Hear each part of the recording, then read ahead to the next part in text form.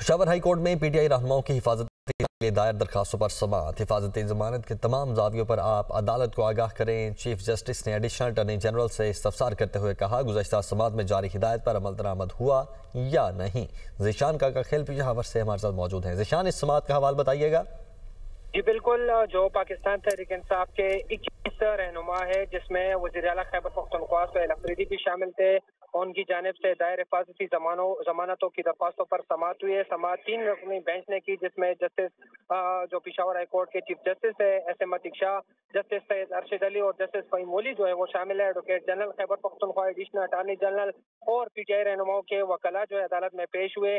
Chief justice ने इस्तफसार किया additional attorney general से कि गुज़श्ता हुक्मनामे में जो हिदायत दी गई थी उस पर कितना अमल दरामद हुआ, जिस पर एडिशनल अटॉर्नी जनरल ने यही कहा कि कुछ रहनुमाओं ने मुतलका फोरम से रुजू किया है, जबकि कुछ ने ताहाल मुतलका फोरम से रुजू नहीं किया है।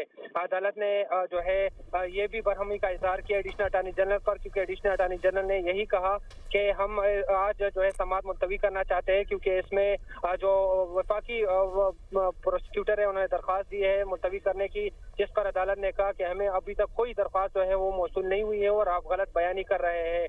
अदालत ने यही कहा कि जो मुतलका फोरम पर पेश नहीं हो रहे हैं उनके खिलाफ सख्त कार्रवाई जो है वो की जाएगी। अदालत ने जो रहनुमा मुतलका फोरम से जिन्होंने रुजू किया था उसकी जमानत में तोसी कर दी, जबकि बाकी रहनुमाओं की तोसी का फैसला नहीं किया और अदालत ने समाअत जो है मौसम सरमा की ताजीलात के बाद तक मुलतवी कर दी है। 21 जो रहनुमा है, जिसमें असद कैसर, सुहेल अफरीदी, अली अमीन गंडापुर, आतिफ खान, राना गुलजार, दीगर रहनुमा शामिल थे। उनकी दरख्वास्तों पर आज समाअत हुई है। उनकी दरख्वास्तों पर आज समाअत हुई है। ज़ीशान, बहुत शुक्रिया आपका।